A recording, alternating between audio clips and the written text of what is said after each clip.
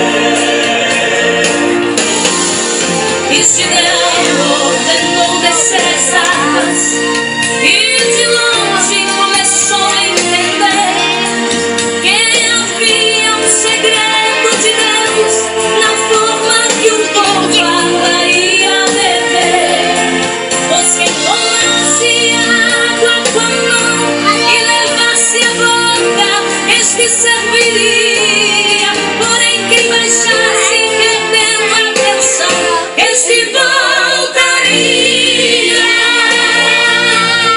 E o segredo de Jeová naquele momento era escolher entre os 32.000 somente 300, mas 300 como sim, mas 300 com cantas, 300 com tochas, 300 com fogo, 300 que obedecem, 300 corajosos.